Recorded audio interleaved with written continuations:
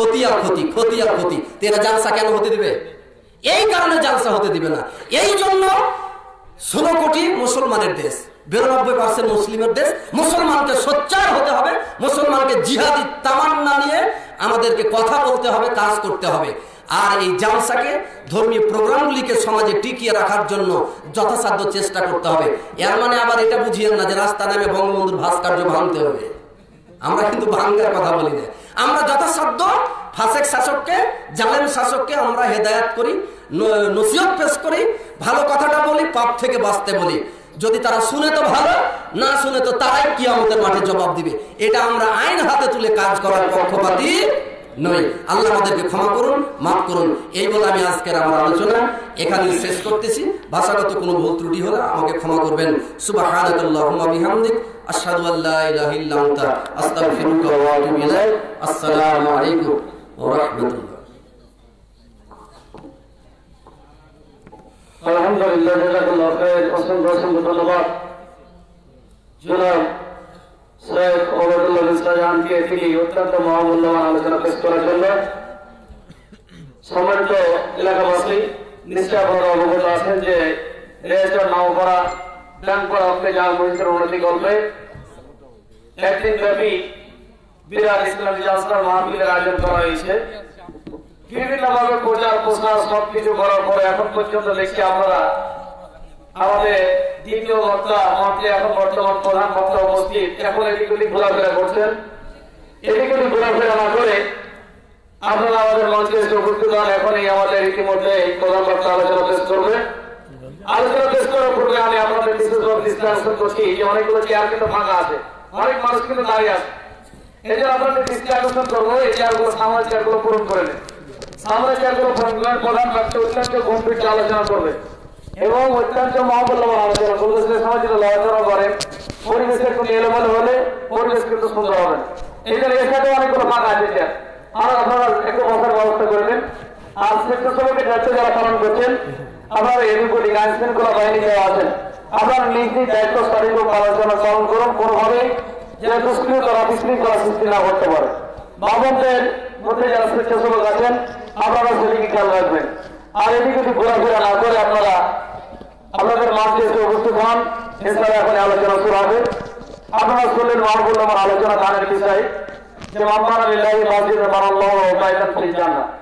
আল্লাহ সাল্লাল্লাহু আলাইহি ওয়াসাল্লাম বলছেন বুখারী শরীফের নগদ হাদিস,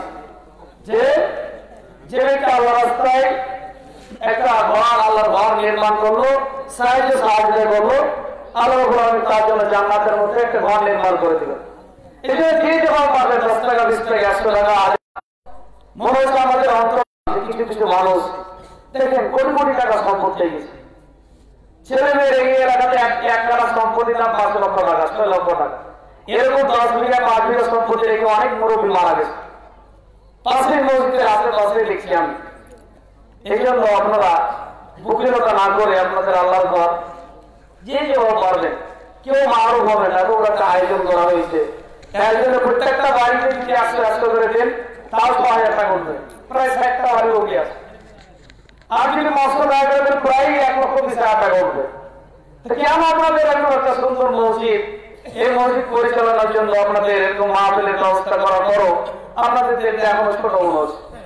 এই জন্য আপনারা এদিকগুলি ঘোরাফেরা না করে, একটা ছোট্ট বাচ্চা সামনে আছে, আপনারা যে যার হার আছে সে পরিচয় নিয়ে যাবেন। হ্যাঁ, একটা ছোট বাচ্চা যারা চেয়ারে বসে আছেন, জামা মসজিদের প্রথম মাস থেকে একদিন ব্যাপী বিরাট ইসলামী জালসা মঞ্চে এখন প্রধান বক্তা হিসেবে বক্তব্য পেশ করবেন জনাব শেখ আব্দুল্লাহ বিন এরশাদ, পরিচালক ইসলামিক ফেথ অ্যান্ড ফাউন্ডেশন। বিশেষভাবে জনাব আব্দুল্লাহ বিন এরশাদকে আলোচনা পেশ করার জন্য, প্রধান বক্তা মহামূল্যবান আলোচনা পেশ করার জন্য বিশেষভাবে অনুরোধ করছি।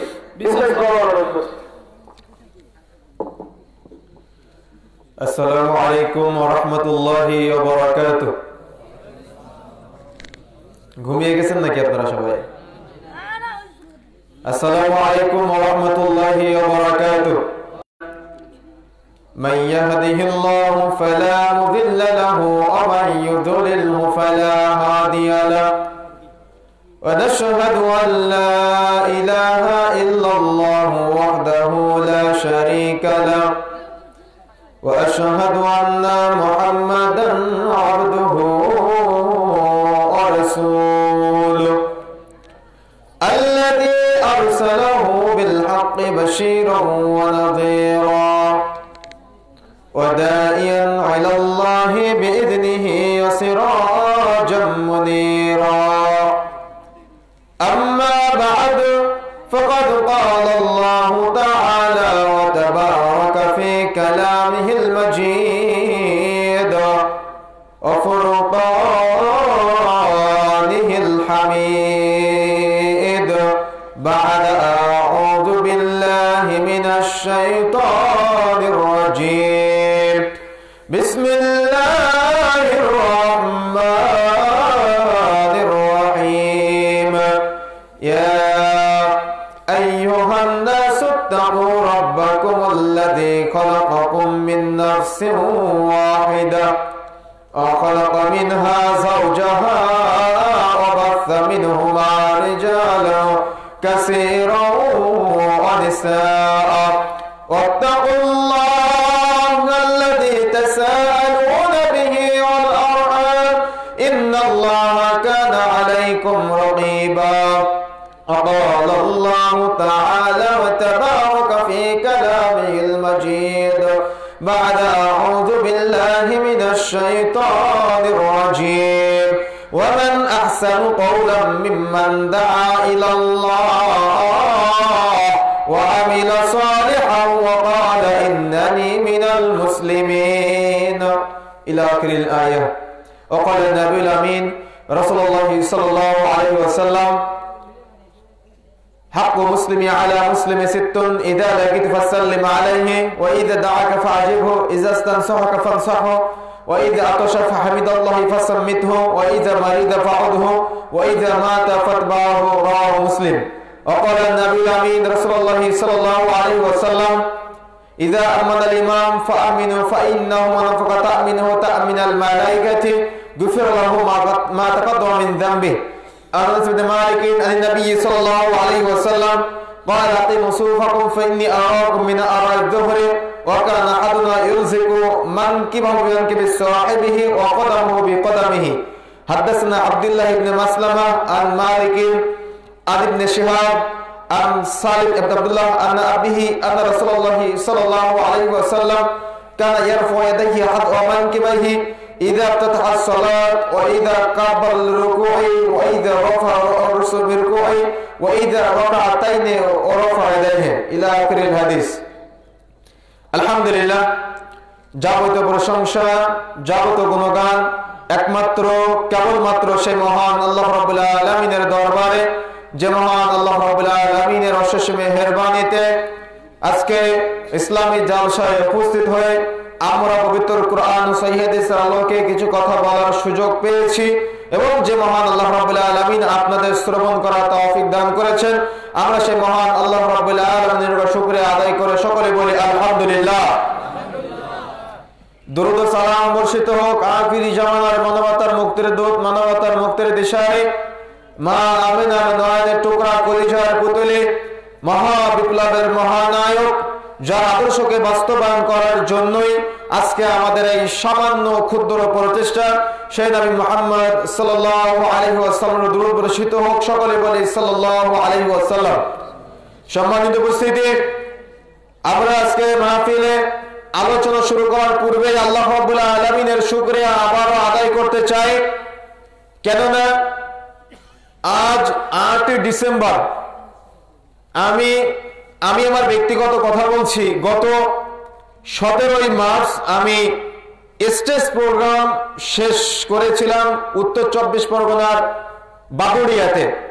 ওই যে স্টেজ প্রোগ্রাম শেষ হয়েছিল 17 ডিসেম্বর, ওই শেষ হয়েছিল 17 ডিসেম্বর, আর আজকে প্রথম 17 মার্চ প্রথম, তার মানে শেষ স্টেজ থেকে নেমেছিলাম আলোচনা করে। চলমান করোনা পরিস্থিতির মধ্যে প্রোগ্রাম সব বন্ধ হয়েছিল, কিন্তু আল্লাহ রাব্বুল আলামিন সব বাধা পেরিয়ে আমাদেরকে পবিত্র কোরআন ও সহিহ হাদিসের দাওয়াত মাঠে ময়দানে দেওয়ার মতো পরিবেশ যা আবার 8ই ডিসেম্বর আজকে করার সুযোগ দিয়েছেন, এজন্য আমরা সবাই অন্তরের অন্তরস্থল থেকে শুকরিয়া আদায় করে বলি আলহামদুলিল্লাহ। এখনো এমন দেশ আছে, আমরা তো রাতের মাহফিল করছি, তারা 5 ওয়াক্ত সালাত মসজিদে গিয়ে আদায় করতে পারে না, জুমার দিন মসজিদে গিয়ে জুমার খুতবা শ্রবণ করতে পারে না। কিন্তু আল্লাহ রাব্বুল আলামিন আমাদের সুস্থ রেখে সুন্দর মানসিকতা নিয়ে আজকে এত সুন্দর একটা পবিত্র কোরআন ও সহিহ হাদিসের কথাগুলো বলার এবং শ্রবণ করার সুযোগ দান করেছেন। আমরা শুকরিয়া আদায় করে বলি আলহামদুলিল্লাহ। প্রিয় বন্ধুরা আমার, আমি খুবই অল্প সময় আলোচনা করব, যেহেতু পরিস্থিতি ঘোলাটে, খুব অল্প সময় আলোচনা করব। 1 ঘন্টার মধ্যে আমরা আলোচনা শেষ করে দেওয়ার চেষ্টা করবো ইনশাআল্লাহ। ওমা তাওফিকি ইল্লা বিল্লাহ। মাইকের আওয়াজ যতদূর পর্যন্ত পৌঁছাচ্ছে এবং সামনে যারা বসে আছি, পর্দার অন্তরালে মা ও ভগ্নীগণ যারা আছেন, আমি সবাইকে বিনীতভাবে অনুরোধ করতে চাই, খুবই অল্প সময়ে আমরা সূরা জিলজালের উপরে আলোচনা শ্রবণ করব ইনশাআল্লাহ। পুরো সময় আমার চোখের দিকে তাকিয়ে থেকে আলোচনা শ্রবণ করতে হবে। আমি এখানে সুর তাল দিয়ে কিচ্ছা কাহিনী বলে সময় পার করব না। যতটুকু সময় কথা বলবো, হয় কোরআনের আয়াতের উপরে কথা বলবো অথবা হাদিসের উপরে কথা বলবো ইনশাআল্লাহ, রেফারেন্স সহকারে। সুতরাং খুবই অল্প সময়, 1 ঘন্টা সময় অত্যন্ত অল্প। এই অল্প সময় আমরা এখান থেকে আল্লাহ রাব্বুল আলামিন যে কয়দিন বাঁচিয়ে রাখে, এই কয়দিনের পাথেয় হিসেবে নিয়ে যাওয়ার চেষ্টা করবো ইনশাআল্লাহ। পারবো ইনশাআল্লাহ, পারবো ইনশাআল্লাহ, ইনশাআল্লাহ। এবং আমার সাথে কথা বলতে হবে। আজকে আমরা সূরা জিলজালের উপরে আলোচনা করব। আলোচনা বেছে নেওয়ার কারণটা কি? সূরা জিলজালের উপরে আলোচনা বেছে নেওয়ার কারণটা কি? আলোচনা বেছে নেওয়ার কারণটা হলো যে আজকে আমরা সালাত আদায় করি, সিয়াম পালন করি, হজ করি, যাকাত দেই। আমি ভূমিকা ছাড়াই আলোচনা শুরু করলাম, অসুবিধা আছে? ভূমিকা ছাড়াই আলোচনা শুরু করলাম। আল্লাহ রাব্বুল আলামিন কি বলেছেন? ইন্নাস সালাতা তানহা আনিল ফাহশাই ওয়াল মুনকার। নিশ্চয়ই সালাত অন্যায় এবং অশ্লীল কাজ থেকে বিরত রাখে। কিন্তু দুঃখজনক হলো সত্য যে আজকে আমরা সালাত আদায় করি, মসজিদ থেকে বের হয়ে ঘুষের লেনদেন করি, মসজিদে সালাত আদায় করি, মসজিদ থেকে বের হয়ে সুদের লেনদেন করি, মসজিদে সালাত আদায় করি, মসজিদ থেকে বের হয়ে বিড়ি সিগারেট গুল তামাক জর্দা টানতে টানতে বের হই, মসজিদে সালাত আদায় করি, মসজিদ থেকে বের হয়ে ওই দেখা যাচ্ছে ক্যারাম বোর্ডের জোয়ার আসরে বসে যাই, মসজিদে সালাত আদায় করি, মসজিদে সালাত আদায় করে সেলুনের দোকানে গিয়ে দাড়ি কামিয়ে আসি, মসজিদে প্রবেশ করার সময় কাপড় টাকুনের উপরে উঠিয়ে নিই, মসজিদ থেকে বের হয়ে কাপড় টাকুনের নিচে নেমে যায়, মসজিদে সালাত আদায় করি, মসজিদের ভেতরে ঢুকে হারামের গল্প বাদ দিয়ে দিই, মসজিদ থেকে বের হয়ে হারামের গল্প আমার আপনার মধ্যে সবসময় জাগ্রত হয়ে যায়, মসজিদে প্রবেশ করি, আমি আপনি দেখা যাচ্ছে গীবত তহমত থেকে দূরে থাকি, অথচ সালাত আদায় করে বের হয়েই আমি আপনি গীবত তহমতের আড্ডাখানা খুলে বসেছি চায়ের দোকানগুলোতে, মসজিদে সালাত আদায় করি, দেখা যাচ্ছে বাড়িতে গিয়ে আমি আপনি টিভি সিনেমার সামনে গুনাহে লিপ্ত হই। তাহলে আল্লাহ রাব্বুল আলামিন যে বলেছেন নিশ্চয়ই সালাত অন্যায় এবং অশ্লীল কাজ থেকে বিরত রাখে, আমার আপনার সালাত অন্যায় এবং অশ্লীল কাজ থেকে বিরত রাখে না কেন? আমার আপনার সালাত অন্যায় অশ্লীল কাজ থেকে বিরত রাখে না কি জন্য? আজকে ইমাম সাহেব পড়ে আলহামদুলিল্লাহ রাব্বিল আলামিন, আমার চিন্তা হয় ব্যবসায়ী কত টাকা লাভ করব। ইমাম সাহেব পড়ে আর রহমানির রহিম, আমি চিন্তা করি মসজিদ থেকে বের হয়ে কি করব। ইমাম সাহেব পড়ে মালিক ইয়াউমিদ্দিন, আর আমার চিন্তা হয় আমি বাড়িতে গিয়ে কিভাবে পাপাচারে লিপ্ত হব। ইমাম সাহেব পড়ে ইয়্যাকা না'বুদু ওয়া ইয়্যাকা নাস্তাঈন, আর আমি আপনি চিন্তা করি আমি আপনি কিভাবে ব্যবসায় উন্নতি করব, কার সাথে কত টাকা লেনদেন আছে, সাজদায় গিয়ে পড়ি সুবহান রাব্বিয়াল আলা, আমার মাথার মধ্যে চিন্তা আসে মসজিদ থেকে বাইরে গিয়ে কি করব। কি আমি ভুল কিছু বললাম ভাই? ভুল কিছু বললাম? কথা বলেন। তাহলে দেখেন আমার আপনার সালাত কিভাবে আজকে অন্যায় অশ্লীল কাজ থেকে বিরত রাখবে? বলেন কিভাবে আজকে অন্যায় এবং অশ্লীল কাজ থেকে বিরত রাখবে? না, আমার আপনার সালাত তো অন্যায় অশ্লীল কাজ থেকে বিরত রাখতে পারবে না আমাদের। কারণ কি? আমি আপনি সালাতের মর্ম বুঝি না। প্রিয় বন্ধুরা আমার, একটা কথা বললে হয়তো রাগ করবেন, একটা কথা বললে হয়তো রাগ করবেন। আজকে যারা আমরা সালাত আদায় করি, দেখা যাচ্ছে যদি আমাদের কাছে কেউ জিজ্ঞাসা করে ভাই সালাত আদায় করতে হবে কি জন্য, জানি না। সিয়াম পালন করতে হবে কি জন্য, জানি না। হজ করতে কি হবে কি জন্য, জানি না।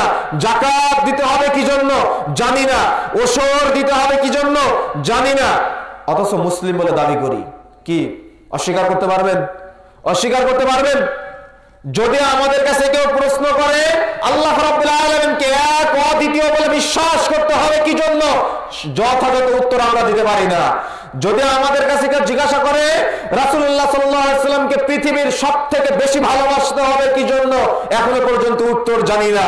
যদি আমাদের কাছে কেউ জিজ্ঞাসা করে হারাম থেকে বেঁচে থাকতে হবে কি জন্য, সদ উত্তর দিতে পারি না। যদি আমাদের কাছে জিজ্ঞাসা করে যে আমাদের জেনা থেকে বিরত থাকতে হবে কি জন্য, সদ উত্তর দিতে পারি না। যদি আমাদের কাছে কেউ জিজ্ঞাসা করে পাপাচার থেকে বিরত থাকতে হবে কি জন্য, আমরা সদ উত্তর জানি না। আমাদের ইখলাসের জ্ঞান নাই, আমাদের তাওহীদের জ্ঞান নাই, আমাদের সুন্নাতের জ্ঞান নাই, আমাদের শিরকের জ্ঞান নাই, আমাদের বিদআতের জ্ঞান নাই, আমাদের সালাতের জ্ঞান নাই, সিয়ামের জ্ঞান নাই, হজের জ্ঞান নাই। বাপ-দাদার আমল থেকে করে এসেছি তাই করি। অস্বীকার করতে পারবেন? অস্বীকার করতে পারবেন? অস্বীকার করার কোনো উপায় নাই। কারণ যদি আমাদের সালাতের জ্ঞান থাকতো, সিয়ামের জ্ঞান থাকতো, মসজিদে ঢোকার সময় কখনো কাপড় টাকানোর উপরে গুটিয়ে মসজিদ থেকে বের হয়ে কাপড় টাকানোর নিচে নামাতে পারতাম না। মসজিদের ভিতরে প্রবেশ করার সময় বিড়ি সিগারেট গুলতামাক জর্দা খেয়ে সুন্দর করে মুখ পরিষ্কার করে মসজিদে সালাত আদায় করে বের হয়ে আবার জর্দা দিয়ে পান খেতে পারতাম না, যে বিষয়ে একটু পরে আসতেছে। প্রিয় বন্ধুরা আমার, এজন্য আমাকে আপনাকে আজকের আলোচনা অত্যন্ত গুরুত্বপূর্ণ। আজকে আমরা দেখেন একটা উদাহরণ দিয়ে আমি সামনের দিকে আগাবো। যেমন আমরা পড়ি কি আলহামদুলিল্লাহি রাব্বিল আলামিন। আমি একটু আগে বললাম না, ইমাম সাহেব বলে আলহামদুলিল্লাহি রাব্বিল আলামিন, আমার চিন্তা চলে যায় ব্যবসা প্রতিষ্ঠানে কত টাকা লাভ করেছি। ইমাম সাহেব বলে আলহামদুলিল্লাহি রাব্বিল আলামিন, আমার চিন্তা চলে যায় আমি মসজিদ থেকে বের হয়ে কি করব। এটা কিন্তু কেউ অস্বীকার করতে পারবো না, এটা আমারও হয় আপনারও হয়। কারণ কি? কারণ আমরা আলহামদুলিল্লাহি রাব্বিল আলামিনের সঠিক অর্থ জানি না। সঠিক অর্থ না জানার কারণে সালাতের মধ্যে আমরা ঠিকই আলহামদুলিল্লাহি রাব্বিল আলামিন বলে বুকে হাত বাঁধি, কিন্তু আলহামদুলিল্লাহি রাব্বিল আলামিনের মর্ম বুঝি না। আজকে সূরা জিলজালের আলোচনা করার পূর্বে একটু আমি আলহামদুলিল্লাহ সম্পর্কে আপনাদের বুঝাই, একটু আমি আপনাদের আলহামদুলিল্লাহ সম্পর্কে বুঝাই। তার আগে একটা হাদিস বলে নিই। রাসূলুল্লাহ সাল্লাল্লাহু আলাইহি ওয়াসাল্লামের ভাষ্য অনুযায়ী বলতে হয়, যদি কেউ সুখে থাকে, যদি কেউ দুঃখে থাকে, যদি কেউ ভালো থাকে, যদি কেউ কষ্টে থাকে, এমত অবস্থায় যদি কেউ আল্লাহ রাব্বুল আলামিনের প্রতি ভালোবাসা জ্ঞাপন করে শুকরিয়া আদায় করে এই কথা বলে আলহামদুলিল্লাহি আলা কুল্লি হাল, আল্লাহ তুমি আমাকে যে অবস্থায় রেখেছো আমি সেই অবস্থায় থেকে সন্তুষ্ট। যদি কেউ আল্লাহর প্রতি হৃদয়ের গভীর থেকে শুকরিয়া আদায় করে বলে, আল্লাহ রাব্বুল আলামিন তার উপরে খুশি হয়ে যায়। সুবহানাল্লাহ ওয়া বিহামদিহি। প্রিয় বন্ধুরা আমার, এখন বলুন তো, আমি এখন যে কথাগুলি বলবো, আমি আপনি কখনো কি সালাতের সূরা ফাতিহার মধ্যে ইমাম সাহেব বা আমি নিজে আলহামদুলিল্লাহি রাব্বিল আলামিন পাঠ করার সময় এভাবে চিন্তা করেছি আলহামদুলিল্লাহি রাব্বিল আলামিন, সমস্ত প্রশংসা আল্লাহ তোমার জন্য, সমস্ত প্রশংসা জগৎ সমূহের প্রতিপালক আল্লাহ রাব্বুল আলামিনের জন্য। প্রিয় বন্ধুরা আমার, কখনো কি হৃদয়ের গভীর থেকে আমি আপনি এই চিন্তা নিয়ে এসেছি ব্রেনের মধ্যে? আচ্ছা, দুনিয়াতে আল্লাহ রাব্বুল আলামিনের সৃষ্টি করা মাখলুক আছে না? মানুষ, জিন, তারপরে কি ফেরেশতা, গরু, ছাগল, হাঁস, মুরগি, দেখা যাচ্ছে সাপ, বিচ্ছু, কত রকমের সৃষ্টি আছে না আল্লাহ রাব্বুল আলামিনের? খুব বিচক্ষণ ভাবে কথাগুলো শ্রবণ করতে হবে। মা বোনেরা যারা আছেন, বিশেষ করে মা যারা আছেন, আপনাদের সন্তানদেরকে শিক্ষা দিতে হবে। এই জন্য খুব বিচক্ষণ ভাবে কথাগুলো শ্রবণ করতে হবে। যারা পিতা আছেন, আপনার সন্তানকে এই শিক্ষা দিতে হবে। তাহলে আপনার সন্তান কখনো আপনার ঘাড় ধাক্কা দিয়ে বাড়ি থেকে বের করে দিবে না, আপনাকে কখনো বৃদ্ধা আশ্রমে রেখে আসবে না। আপনার বড় ছেলে বলবে না যে ছোট ছেলের বাড়িতে খাওয়া দাওয়া করো, আর ছোট ছেলে বলবে না যে বড় ভাইয়ের বাড়িতে খাওয়া দাওয়া করো। এই সন্তান, এই শিক্ষা সন্তানকে শিক্ষা দেওয়ার চেষ্টা করুন। প্রিয় বন্ধুরা আমার, যে কথা বলছিলাম যে এই যে আমরা আলহামদুলিল্লাহি রাব্বিল আলামিন যখন বলি যে সমস্ত প্রশংসা আল্লাহ তোমার জন্য, পৃথিবীতে কত সৃষ্টি আছে না আল্লাহ রাব্বুল আলামিনের? গরু, ছাগল, হাঁস, মুরগি, সাপ, বিচ্ছু সহ কত রকমের সৃষ্টি আছে না আল্লাহ রাব্বুল আলামিন? একটু কথা বলেন, আছে না আপনারা? আল্লাহ রাব্বুল আলামিনের সৃষ্টি আছে না? আচ্ছা বলেন তো দেখি, আল্লাহ রাব্বুল আলামিন দয়া করে, মায়া করে, ভালোবাসা দিয়ে আল্লাহ রাব্বুল আলামিন যদি আমাকে আপনাকে মানুষ রূপে না পাঠিয়ে একটা গরুর মধ্যে আমার আপনার আত্মা দিয়ে পাঠাতে পারতেন না? একটা সাপের মধ্যে আমার আপনার আত্মা দিয়ে পাঠাতে পারতেন না? অন্য একটা প্রাণীর মধ্যে আমার আপনার আত্মা দিয়ে পাঠাতে পারতেন না? কথা বলেন, পাঠাতে পারতেন না? আল্লাহ রাব্বুল আলামিন পাঠাতে পারতেন না? কিন্তু আল্লাহ রাব্বুল আলামিন দয়া করে, মায়া করে, ভালোবাসা দিয়ে আমাকে আপনাকে আশরাফুল মাখলুকাত হিসেবে দুনিয়াতে পাঠিয়েছেন। আমি আপনি কখনো শুকরিয়া আদায় করে বলেছি আলহামদুলিল্লাহ? কথা বলেন, কখনো বলেছি আলহামদুলিল্লাহ? কখনো বলেছি আলহামদুলিল্লাহ? না, কখনো বলিনি। তারপরে আমি আপনি একটু চিন্তা করি, এতগুলো আশরাফুল মাখলুকাত মানে মানুষের মধ্যে আজকে কত ধর্মে মানুষ বিভক্ত আছে। আজকে দেখুন, মুসলমান নামে আমরা নামকরণ করি, কেউ হিন্দু ধর্মের নামে নামকরণ করে, কেউ বৌদ্ধ ধর্মের নামে নামকরণ করে, কেউ খ্রিস্টান ধর্মের নামে নামকরণ করে। প্রিয় বন্ধুরা আমার, দেখুন তো আল্লাহ রাব্বুল আলামিন কি একটা হিন্দুর ঘরে জন্ম দিতে পারতেন না? একটা খ্রিস্টানের ঘরে জন্ম দিতে পারতেন না? একটা বৌদ্ধের ঘরে জন্ম দিতে পারতেন না? একটা বিধর্মীর ঘরে জন্ম দিতে পারতেন না? কিন্তু আল্লাহ রাব্বুল আলামিন দয়া করে, মায়া করে, ভালোবাসা দিয়ে আমার একটা মুসলিম পরিবারে জন্মগ্রহণ করার সুযোগ দিয়েছেন, একটা ইসলামী পরিবেশে জন্মগ্রহণ করার সুযোগ দিয়েছেন। কখনো কি আমি আপনি শুকরিয়া আদায় করে বলেছি আলহামদুলিল্লাহ? কখনো বলেছি আলহামদুলিল্লাহ? প্রিয় বন্ধুরা আমার, তাহলে আমি আপনি সালাতের মজা পাবো কিভাবে? তাহলে আমি আপনি সালাতের তৃপ্তি পাবো কিভাবে? তাহলে আমি আপনি ওই সালাতের মাধ্যমে কিভাবে অন্যায় এবং অশ্লীল কাজ থেকে বিরত থাকতে পারি বলেন? প্রিয় বন্ধুরা আমার, এরপরে আসেন, এই যে আজকে আল্লাহ রাব্বুল আলামিন একটা মুসলিম পরিবারে জন্মগ্রহণ করার সুযোগ এবং তৌফিক দান করেছেন। মুসলমানদের মধ্যে আজকে কত দলে আজকে আমরা বিভক্ত। কেউ বলি ফিলতলি, কেউ বলি আটরশি, কেউ বলি ফুরফুরা, কেউ বলি দেওবন্দি, কেউ বলে চিশতিয়া, কেউ বলে মুজাদ্দিদিয়া, কেউ বলে নকশবন্দিয়া, কেউ বলে কাদারিয়া, কেউ বলে শরীয়ত, কেউ বলে মারিফত, কেউ বলে হাকিকত, কেউ বলে তরিকত, কেউ বলে হানাফি, কেউ বলে মালিকি, কেউ বলে হাম্বলি, কেউ বলে শিয়া, কেউ বলে খারেজি, কেউ বলে জাহমিয়া, কেউ বলে মুতাজিলা, কেউ বলে মুজাসসিবা, কেউ বলে চরমুনাই, ইত্যাদি নামকরণ করি। আর রাসূলুল্লাহ সাল্লাল্লাহু আলাইহি ওয়াসাল্লামের আদর্শকে আজকে খণ্ড বিখণ্ডিত করছে আজকে আমি আপনি। কিন্তু প্রিয় বন্ধুরা আমার, আল্লাহ রাব্বুল আলামিন এতগুলো দল থেকে বাহিরে রেখে আমাকে আপনাকে কোরআন ও সহিহ হাদিসের সঠিক বুঝার মতো একটা সুন্দর ব্রেন দিয়েছেন, সুন্দর মানসিকতা দিয়েছেন। আমি আপনি কি হৃদয়ের গভীরতম প্রদেশ থেকে শুকরিয়া আদায় করে কখনো বলেছি আলহামদুলিল্লাহ? কথা বলেন, কখনো বলেছি আলহামদুলিল্লাহ? তাহলে আমি আপনি সালাতের মজা পাবো কিভাবে? আমি আপনি সিয়াম পালন করে মজা পাবো কিভাবে? প্রিয় বন্ধুরা আমার, এটা বুঝার চেষ্টা করতে হবে আমাকে আপনাকে। এবার দেখুন তো, আমি আপনি আজকে এত সুন্দর একটা বুঝ আল্লাহ রাব্বুল আলামিন আমাকে আপনাকে দিয়েছেন। প্রিয় বন্ধুরা আমার, কত মানুষের বাড়ি রাস্তার ধারে ফুটপাতে আছে না? সুন্দর করে তারা পলিথিন টানিয়ে সেখানে থাকার ব্যবস্থা করেছে। আমার আপনার আল্লাহ রাব্বুল আলামিন একটা টালি দিয়ে ঘর করার মতো সুযোগ দিয়েছেন, একটা টিন দিয়ে চাল দিয়ে ঘর করার মতো সুযোগ দিয়েছেন, একতলা একটা ঘর করার সুযোগ দিয়েছেন, দুই তলা একটা ঘর করার সুযোগ দিয়েছেন। আমি আপনি কি তাদের থেকে আজকে ভালো নেই? কখনো শুকরিয়া আদায় করে বলেছি আলহামদুলিল্লাহ? কথা বলছেন না কেন আপনারা? নাকি বুঝতে পারছেন না? আমার কথা কি বুঝতে পারছেন আপনারা? আমার কথা কি বুঝতে পারছেন আপনারা? তাহলে বলেন তো দেখি, কখনো কি আমরা শুকরিয়া আদায় করে বলেছি আলহামদুলিল্লাহ? আজকে 80 বছর বয়স হয়েছে আমার, আজকে 80 বছর বয়স হয়েছে আপনার, 50 বছর বয়স হয়েছে আপনার, 60 বছর বয়স হয়েছে আপনার। বলেন তো দেখি, এই 60 বছর বয়সের জীবনে কোন সময় আলহামদুলিল্লাহি রাব্বিল আলামিন পাঠ করার সময় এভাবে হৃদয়ের গভীরতম প্রদেশ থেকে শুকরিয়া আদায় করে আলহামদুলিল্লাহি রাব্বিল আলামিন পাঠ করেছেন? তাহলে এই সালাত আদায় করে মজা পাবো আমি আপনি? প্রিয় বন্ধুরা আমার, দেখুন তো আজকে ওই যার সুন্দর করে খোলা দিয়ে চাল দেওয়া আছে, আমি টিন দিয়ে ঘরে চাল দিয়েছি, তার থেকে কি আমি ভালো নেই আজকে? রাসূলুল্লাহ সাল্লাল্লাহু আলাইহি ওয়াসাল্লাম নিচের দিকে তাকাতে বলেছেন, অথচ আমি আপনি তার থেকে কিন্তু ভালো আছি। আমি এটা খেয়াল না করে হারাম উপার্জনে চলে গিয়ে হারাম ভাবে বিল্ডিং করার চেষ্টা করি। কিয়ামতের মাঠে কি জবাব দিবেন? যে বিষয়ে একটু পরে আসবো ইনশাআল্লাহ। প্রিয় বন্ধুরা আমার, তাহলে দেখুন, আমি কি তার থেকে ভালো নেই আজকে? আমি কি তার থেকে ভালো নেই আজকে? আলহামদুলিল্লাহ তার থেকে ভালো আছি। প্রিয় বন্ধুরা আমার, এখন আমি একটু আপনাকে বুঝাই আমি কার থেকে ভালো আছি। গত কয়েকদিন আগে আমার এক ছোট ভাই অসুস্থ, অ্যাক্সিডেন্ট করেছে, পঙ্গু হাসপাতালে গিয়েছি। তো গিয়ে দেখি কত মানুষের হাতের কবজি থেকে নাই, একটা হাতের কবজি থেকে নাই। আমরা এখানে যতজন আছি আমাদের কিন্তু দুইটা হাত ভালোভাবে আছে।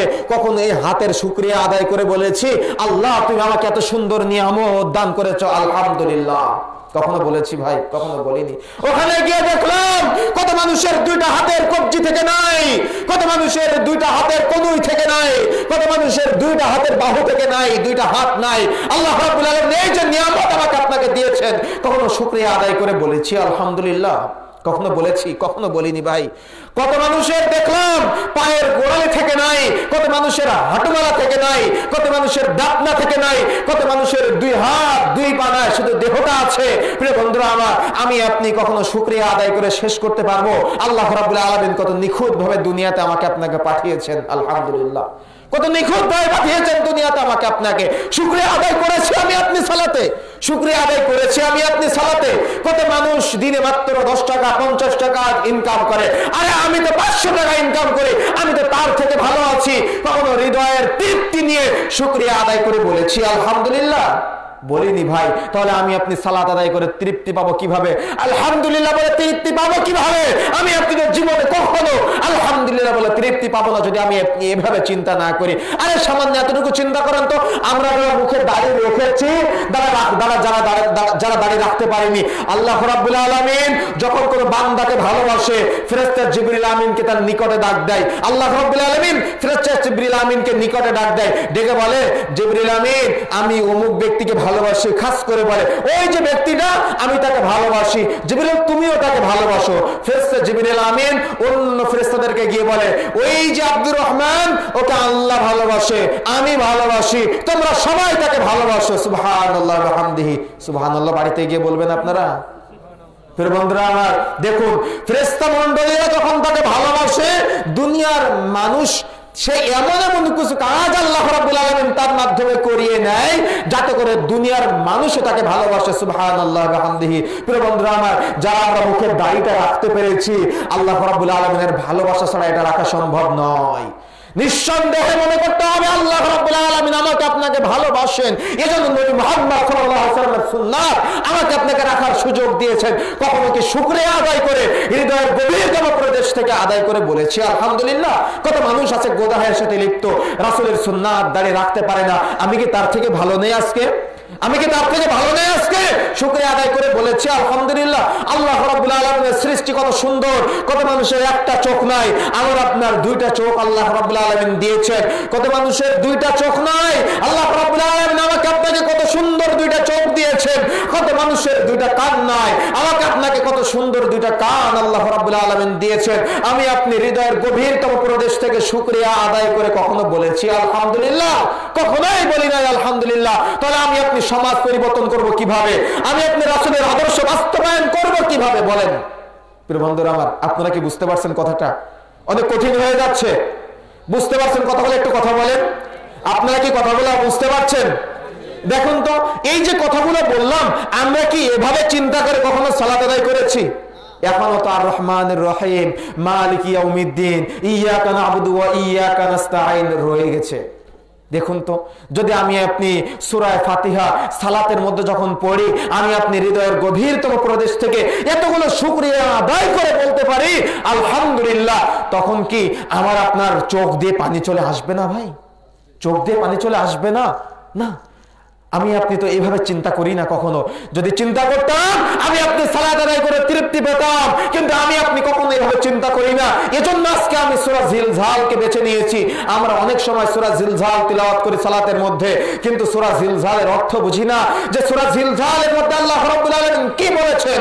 সূরা জিলজালের মধ্যে সূরা ফাতিহা সম্পর্কে আমি অন্য একদিন যদি আল্লাহ রাব্বুল আলামিন সুযোগ দেয় আলোচনা করব ইনশাআল্লাহ। জাস্ট আমি বুঝালাম যে একটা আয়াতের উপরে চিন্তা করে যদি আমি আপনি আমার আপনার ব্রেনকে সাজাতে পারি, তাহলে আমার আপনার সালাত কত সুন্দর হবে, আমার আপনার সালাত কত শ্রুতি মধুর হবে, আমার আপনার সালাত আদায় করে আমি আপনি কত তৃপ্তি পাবো। আলহামদুলিল্লাহ আলা কুল্লি হাল। আমি আপনি আজকে থেকে আল্লাহ রাব্বুল আলামিনকে ভালোবেসে সব সময় হৃদয়ের গভীরতম প্রদেশ থেকে বলার চেষ্টা করব আলহামদুলিল্লাহ আলা কুল্লি হাল। পারবো ইনশাআল্লাহ? পারবো ইনশাআল্লাহ? কথা বলেন, পারবো ইনশাআল্লাহ? পারতেই হবে ইনশাআল্লাহ। আজকে যারা আমরা এখানে এসেছি, আমরা যদি চেষ্টা করি আমাদের সমাজ পরিবর্তন সম্ভব ইনশাআল্লাহ। আমাদের চেষ্টা করতে হবে। প্রিয় বন্ধুরা আমার, আসুন আমরা সূরা জিলজালের মধ্যে প্রবেশ করার চেষ্টা করি। জিলজাল শব্দের অর্থ হলো ভূমিকম্প। জিলজাল শব্দের অর্থ কি? জিলজাল শব্দের অর্থ কি? আজকে এখান থেকে মুখস্থ করে যেতে হবে। সূরা জিলজাল সম্পর্কে যে কথাগুলি বলবো মুখস্থ করে যেতে হবে ইনশাআল্লাহ। জিলজাল শব্দের অর্থ কি? আপনাদের সন্তানদেরকে শিক্ষা দেওয়ার চেষ্টা করবেন এগুলা।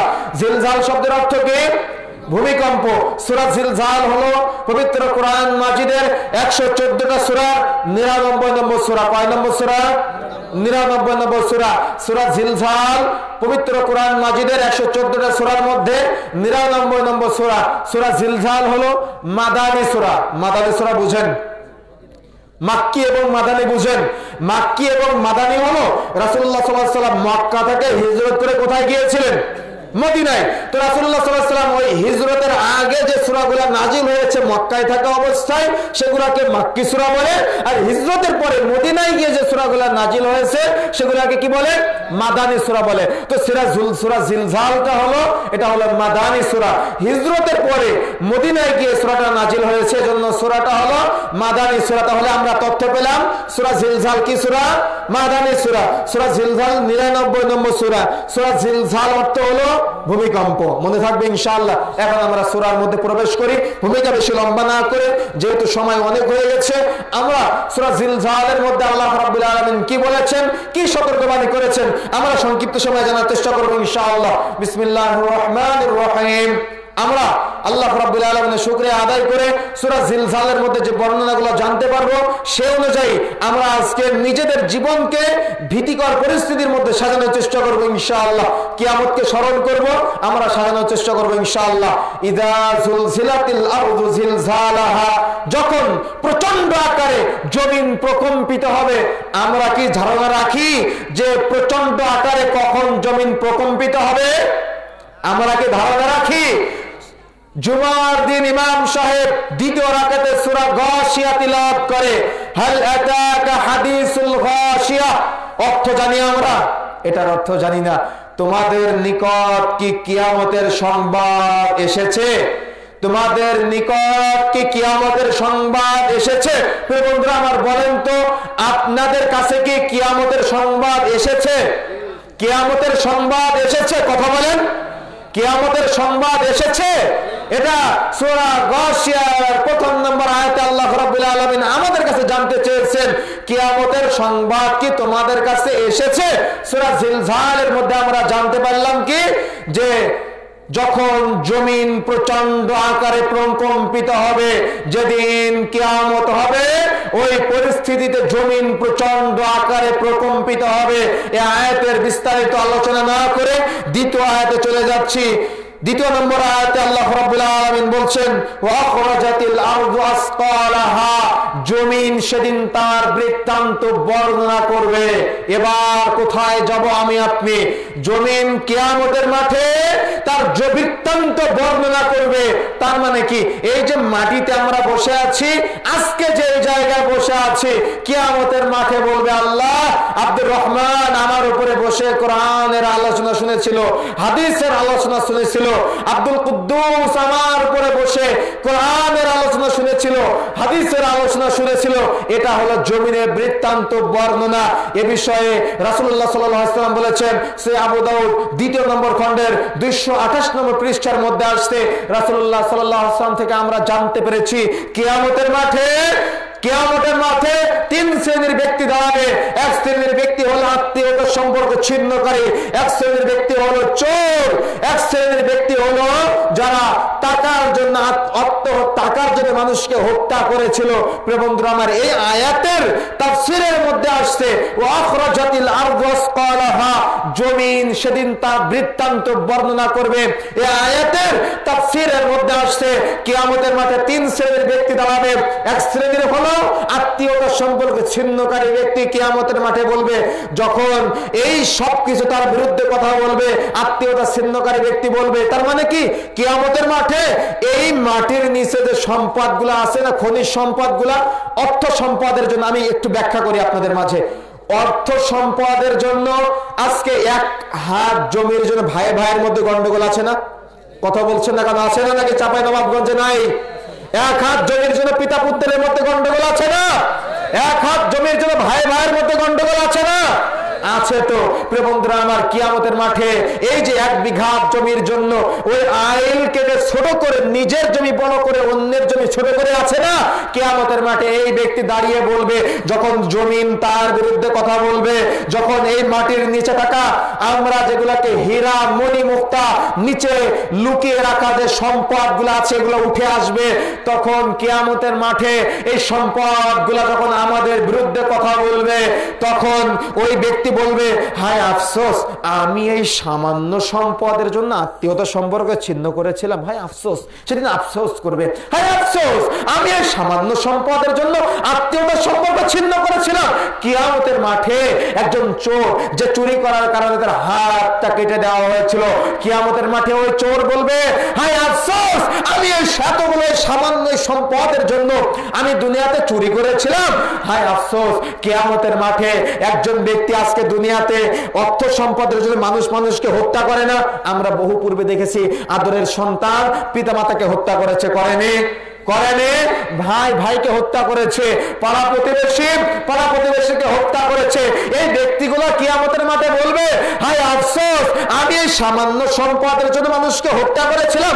হায় আফসোস, আমি এই সামান্য সম্পদের জন্য আমার ভাইকে হত্যা করেছিলাম, আমি আমার পিতামাতাকে হত্যা করেছিলাম, আমি আমার সন্তানকে হত্যা করেছিলাম, আমি আমার নাতিকে হত্যা করেছিলাম। প্রিয় বন্ধুরা আমার, কিয়ামতের মাঠে 3 শ্রেণীর ব্যক্তি এভাবে বলতে থাকবে। এবার একটু আমি আপনার কাছে আসি, সেটা কি? সেটা হলো কিয়ামতের মাঠে জমিন যখন আমাদের বিরুদ্ধে কথা বলবে, কিয়ামতের মাঠে আমার সম্পদ যখন আমার বিরুদ্ধে কথা বলবে, আমার হাত যখন আমার বিরুদ্ধে কথা বলবে, আমার আঙ্গুল যখন আমার বিরুদ্ধে কথা বলবে, আমার চোখ যখন আমার বিরুদ্ধে কথা বলবে, আমার জিহ্বা যখন আমার বিরুদ্ধে কথা বলবে, আমার কান যখন আমার বিরুদ্ধে কথা বলবে, আমার দেহ যখন আমার বিরুদ্ধে কথা বলবে, আমার অঙ্গ প্রত্যঙ্গগুলি যখন আমার বিরুদ্ধে কথা বলবে, তখন আমার আপনার মুখ দিয়ে এমনিতে বের হয়ে আসবে। সূরা জিলজালের 3 নম্বর আয়াতের মধ্যেই আল্লাহ রাব্বুল আলামিন বলছেন, ওয়াকালাল ইনসানু মা লাহা, জমিনের আজকে কি হলো? এ দেখি সব বলে দেয়, জমিনের আজকে কি হলো, এ দেখি সব বলে দেয়। সেদিন কিছু বাদ থাকবে না। আমি আমার এই হাত দিয়ে কি করেছিলাম, জমিন সেদিন কথা বলবে। আমি আমার পা দিয়ে কি করেছিলাম, জমিন সেদিন কথা বলবে। আমি আমার ব্রেন দিয়ে কি চিন্তা করেছিলাম, আমার ব্রেন সেদিন আমার বিরুদ্ধে কথা বলবে। আমি আমার চোখ দিয়ে কি দেখেছিলাম, আমার চোখ সেদিন আমার বিরুদ্ধে কথা বলবে। আমি যে জমিনের উপরে দাঁড়িয়েছিলাম, সেই জমিন আমার বিরুদ্ধে কথা বলবে। প্রিয় বন্ধুরা আমার, কখনো কি ভেবে দেখেছেন এই পরিস্থিতি কেমন হতে পারে? প্রিয় বন্ধুরা, কখনো কি ভেবে দেখেছেন এই পরিস্থিতি কেমন হতে পারে? কখনো ভেবেছি আমি আপনি, চিন্তা করেছি আমি আপনি যে এই পরিস্থিতি কেমন হতে পারে? না, চিন্তা করিনি আমি আপনি। যদি চিন্তা করতাম, আমার আপনার ব্রেন পরিবর্তন হয়ে যেত, আমার আপনার ব্রেন স্মুথ হতো, আমার আপনার ব্রেন নরম হয়ে যেত। সেই চিন্তা কি? সেই চিন্তা হলো এই যে সূরা জিলজালের 2 নম্বর আয়াতে আল্লাহ রাব্বুল আলামিন যে কথা বলেছেন, কিয়ামতের মাঠে জমিন সব বৃত্তান্ত বর্ণনা করবে। আচ্ছা, এই আয়াতের তাফসীরের মধ্যে কয়েকটি বর্ণনা আসছে। সেদিন মানুষ উঠবে, মানুষের সাথে সাথে মানুষের কৃতকর্মগুলো উঠবে, কৃতকর্মের সাথে সাথে খনিজ সম্পদগুলো উঠবে। আমাদের কৃতকর্ম সেদিন আমার বিরুদ্ধে কথা বলবে। রাতের আধারে দেখা যাচ্ছে আমি আপনি এক জায়গায় দাঁড়িয়ে সুদের লেনদেন করেছিলাম, পৃথিবীর কেউ জানে না, ওই মাটি সাক্ষী আছে, ওই মাটি আমার বিরুদ্ধে কথা বলবে, আমার হাত আমার বিরুদ্ধে কথা বলবে। আমি আপনি আমার আপনার সুন্দর চেহারাকে কত সুন্দর করে গঠন করে রেখেছি, আমার চেহারাটাকে কত কত সুন্দর করে আমি আপনি ফেসিয়াল করি, আমার চেহারাকে কত সুন্দর করে রাখার চেষ্টা করি, অথচ আমার আপনার এই চেহারা আমার বিরুদ্ধে কথা বলবে। আমি আমার চেহারার সৌন্দর্য দেখানোর জন্য রাসূলের সুন্নাত দাড়ি কেটেছিলাম, অথচ এই জায়গাগুলো আমার বিরুদ্ধে কথা বলবে কিয়ামতের মাঠে। আমার বিরুদ্ধে এই জায়গাগুলো কথা বলবে। এই হাত বলবে আমি হাত দিয়ে আমার মোবাইলে কি টাচ করেছিলাম, আমার চোখ বলবে আমি আমার এই চোখ দিয়ে কি দেখেছিলাম, আমার কান সেদিন কথা বলবে আমি কান দিয়ে কি শ্রবণ করেছিলাম, আমার পা সেদিন কথা বলবে আমি আমার পা দিয়ে কোথায় হেঁটে গিয়েছিলাম। আমার দেখা যাচ্ছে আমার প্রত্যেকটা অঙ্গ প্রত্যঙ্গ সেদিন কথা বলবে যে আমি আমার অঙ্গ প্রত্যঙ্গ দ্বারা কি করেছিলাম, যেটা মানুষ জানে না, যেটা মানুষ জানে না। প্রিয় বন্ধুরা আমার, কিয়ামতের মাঠে কিন্তু সবই কথা বলবে। সেদিন বাঁচার কোনো পথ থাকবে না, সেদিন বাঁচার কোনো পথ থাকবে না। আমি হয়তো আমার পিতাকে লুকিয়ে রেখে এই দুই হাতের আঙ্গুলের মধ্যে সিগারেট ঢুকিয়ে সিগারেট খাচ্ছি, পিতা দেখে না, আল্লাহ রাব্বুল আলামিন কিন্তু দেখে। এই দুইটা আঙ্গুল কিয়ামতের মাঠে কথা বলবে। এই সুন্দর করে হাতে জর্দা নিয়ে পানের সাথে সেবন করি, কেউ দেখে না, আল্লাহ রাব্বুল আলামিন দেখে। কিয়ামতের মাঠে কি জবাব দিবেন? রাসূলুল্লাহ সাল্লাল্লাহু আলাইহি ওয়াসাল্লাম বলেছে, সালাসতু কদ হারামাল্লাহু আলাইহিমুল জান্নাহ, তিন শ্রেণীর ব্যক্তির উপরে জান্নাতকে হারাম করে দেওয়া হয়েছে। তিন শ্রেণীর ব্যক্তি যাদের উপরে জান্নাতকে হারাম করে দেওয়া হয়েছে তারা জান্নাতে যেতে পারবে না। তিন শ্রেণীর ব্যক্তি যাদের উপরে জান্নাতকে হারাম করে দেওয়া হয়েছে তারা জান্নাতে যেতে পারবে না। তার মধ্যে এক নম্বরটা হলো মুদমিনুল খামার, যে ব্যক্তি নেশাদার দ্রব্য পান করবে তার উপরে জান্নাত হারাম। এবার আপনি কোথায় যাবেন? এবার আপনি কোথায় যাবেন? মদখোর, জুয়াখোর, ফেন্সিডিলখোর, হেরোইনখোর, বিড়িখোর, সিগারেটখোর, গুলখোর, জর্দাখোর, তামাকখোর, এই অপবিত্র বস্তু আপনি যাই খান না কেন আপনার দেহ হারামে জর্জরিত হয়ে যাবে, এই দেহ জান্নাতে প্রবেশ করবে না, বলেছেন রাসূলুল্লাহ সাল্লাল্লাহু আলাইহি ওয়াসাল্লাম। প্রিয় বন্ধুরা আমার, আজকে দুঃখ জেনে গেল সত্য যে পিতার কাছে সন্তান সিগারেট ধরিয়ে খায়, সন্তানের কাছে পিতা সিগারেট ধরিয়ে খায়, পিতা সন্তানের কাছে সিগারেট ধরিয়ে খায়, সন্তান পিতার কাছে সিগারেট ধরিয়ে খায়, সন্তান পিতাকে সিগারেট ক্রয় করতে দেয়, পিতা সন্তানকে সিগারেট ক্রয় করতে দেয়।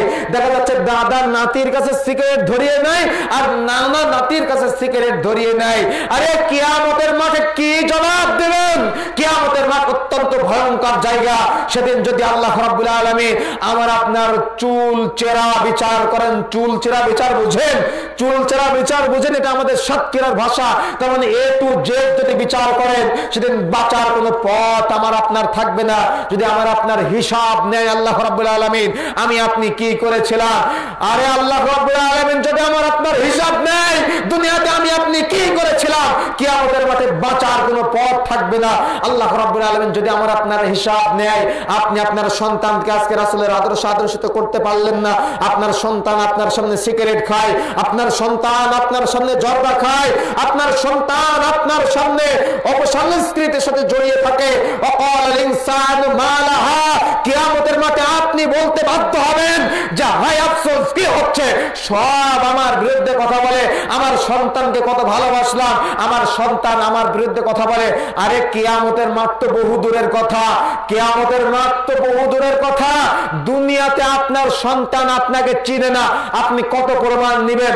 আপনি পিতা, আপনি কত সুন্দর করে যাতে করে আপনার সন্তানের গায়ে পানি না লাগে, আপনার সন্তান বৃষ্টির পানিতে না ভিজে, আপনার সন্তান বৃষ্টির পানিতে না ভিজে, আপনার সন্তানের গায়ে যাতে করে বৃষ্টির পানির ফোঁটা না পড়ে, আপনার সন্তানের গায়ে যাতে করে কুয়াশা না পড়ে, আপনি দিন রাত পরিশ্রম করে একটা দুইতলা বিল্ডিং করেছেন, একটা একতলা বিল্ডিং করেছেন। কিন্তু দুঃখজনক সত্য যে গত কয়েকদিন আগে আমি নিজে অনলাইনে একটা ভিডিও দেখলাম, বৃষ্টি হচ্ছে, বৃষ্টির মধ্যে একটা লাশ খাটিয়া নিয়ে কবরের পাশে দাঁড়িয়ে আছে, কবরের মধ্যে অনেক পানি। আপনারা হয়তো দেখেছেন ভিডিওটা, আপনারা হয়তো দেখেছেন কবরের মধ্যে পানি আছে, লাশ নিয়ে দাঁড়িয়ে আছে কবরের পাশে।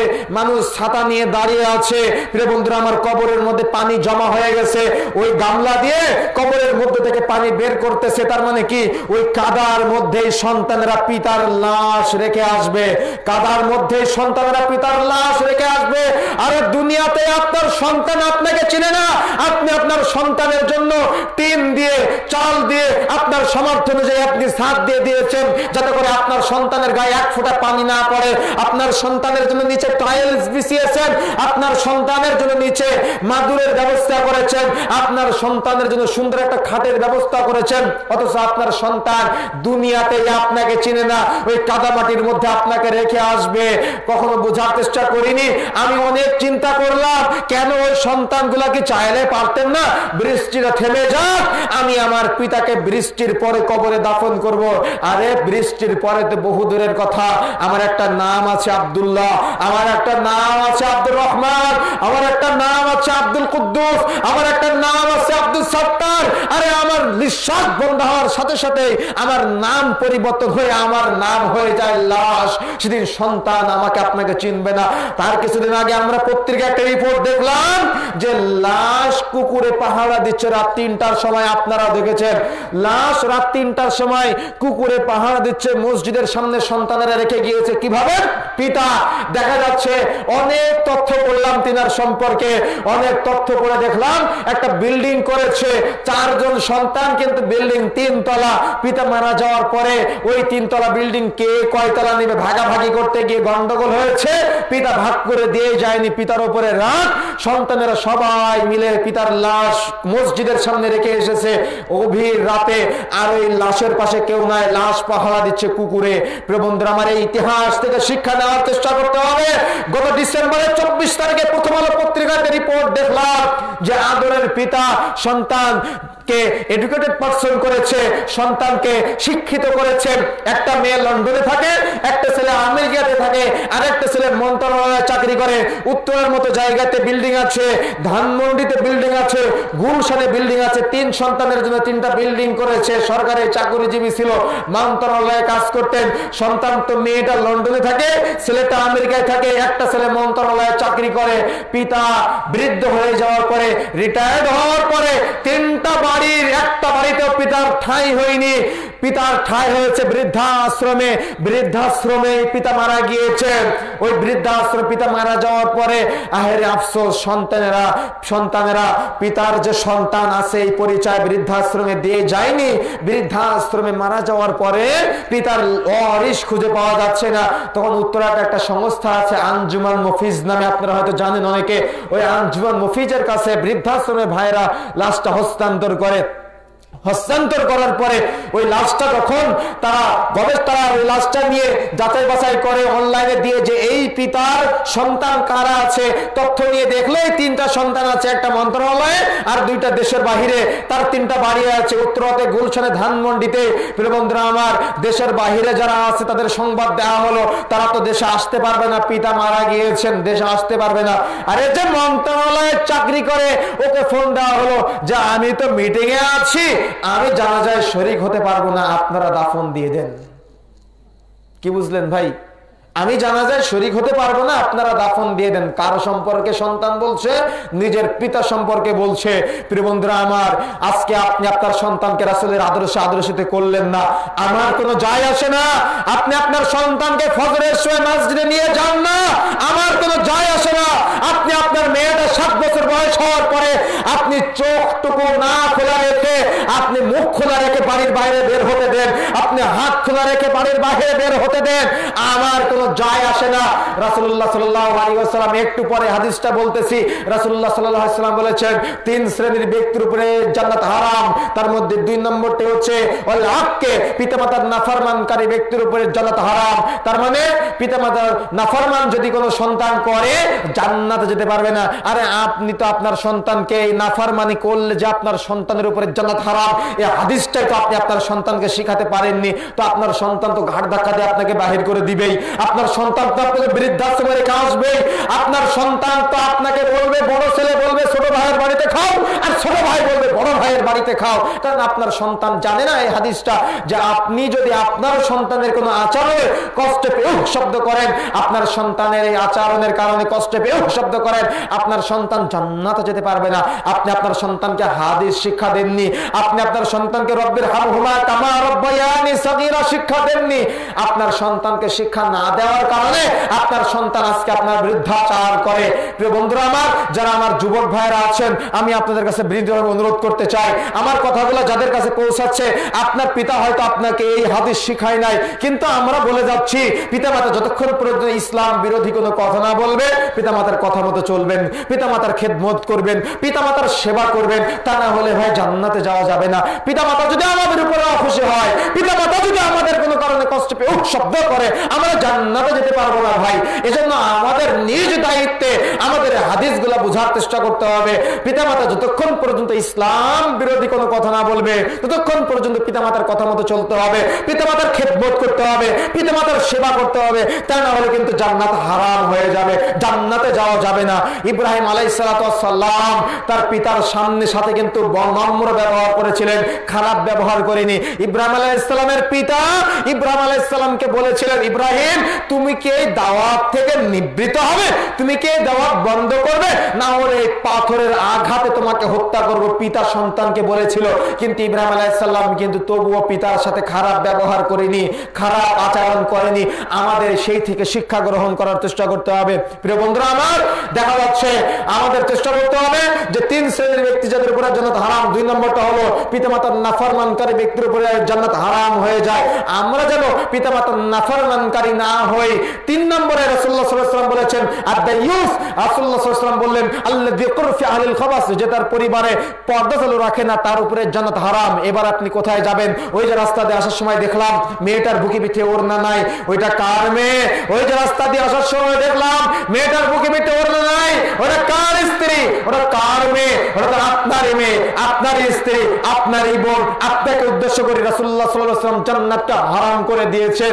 ওই যে রাস্তা দিয়ে আসার সময় দেখলাম মেয়েটা পুকুরে নগ্ন হয়ে গোসল করছে, ওটা কার মেয়ে? ওই যে কলেজের মধ্যে 24 ঘন্টা বেপরদ হয়ে ঘুরে বেড়ায় শিক্ষিত নাম করে, ওটা কার মেয়ে? ওই যে স্কুলে যাওয়ার সময় বোরকা না পরে মেয়েটা যায়, ওটা কার মেয়ে? ওটা আপনারই মেয়ে, আপনার স্ত্রী, আপনাকে বোন। আপনাকে উদ্দেশ্য করে রাসূলুল্লাহ সাল্লাল্লাহু আলাইহি ওয়াসাল্লাম দায়ুস বলেছেন আপনার জন্য জান্নাত হারাম, আপনি জান্নাতে যেতে পারবেন না।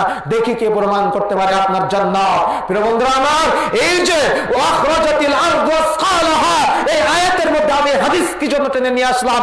আয়াতের শানি নুজুলের মধ্যে, আয়াতের তাফসীরের মধ্যে হাদিস এসেছে। কারণটা কি? জমিন তো আমার বিরুদ্ধে কথা বলবে, আমার দেহ এই মাটির সাথে মিশে যাবে, আমিও কিয়ামতের মাঠে উঠবো, আপনার সন্তানও কিয়ামতের মাঠে উঠবে। মনে রাখার চেষ্টা করবেন, আপনার সন্তান যখন কিয়ামতের মাঠে উঠবে, জমিন যেমন আপনার বিরুদ্ধে কথা বলবে, আপনার হাত যেমন আপনার বিরুদ্ধে কথা বলবে, আপনার পা যেমন আপনার বিরুদ্ধে কথা বলবে, আপনার চোখ যেমন আপনার বিরুদ্ধে কথা বলবে, আমার জিহ্বা যেমন আমার বিরুদ্ধে কথা বলবে, আমার মুখমণ্ডল যেমন আমার বিরুদ্ধে কথা বলবে, আমার পা যেমন আমার বিরুদ্ধে কথা বলবে, আমার শোয়ার খাটটা, আমার বিছানা যখন আমার বিরুদ্ধে কথা বলবে, পাশাপাশি আমার বিরুদ্ধে আমার সন্তান কথা বলবে। যে সন্তানকে কত ভালোবেসে ফজরের সময় বলেছিলাম তোমার মসজিদে যাওয়ার প্রয়োজন নাই, যে মেয়েটাকে কত ভালোবেসে বলেছিলাম তোমার পর্দা করার প্রয়োজন নাই, মাত্র ক্লাস 8 পড়ে মেয়েটা, এখন এই বোরখা পরার কি দরকার? এই মেয়েটা আমার বিরুদ্ধে কথা বলবে কিয়ামতের মাঠে। প্রিয় বন্ধুরা আমার, আদরের মেয়েটা কিয়ামতের মাঠে আমার বিরুদ্ধে এভাবে কথা বলবে কিভাবে? আদরের সন্তান কিয়ামতের মাঠে যখন আপনার সামনে দাঁড়াবে, দেখা যাচ্ছে কিয়ামতের মাঠে আপনার সন্তান মাকে দাঁড় করানো হবে। এমত অবস্থায় আপনার সন্তান যখন দেখা যাচ্ছে বিচার নিকাশ হচ্ছে, হিসাব হচ্ছে, আমল নামা যাচাই বাছাই হচ্ছে, আপনার সন্তানের আমল নামা যাচাই বাছাই করার মুহূর্তে আপনার সন্তানের কোন আমলের কারণে আপনার সন্তান জাহান্নামী হলো, এমত অবস্থায় আপনার সন্তান কিয়ামতের মাঠে বলবে আল্লাহ আমার অভিভাবককে উপস্থিত করা হোক, আমার অভিভাবককে হাজির করা হোক। তখন আপনাকে উপস্থিত করা হবে, আপনাকে হাজির করা হবে কিয়ামতের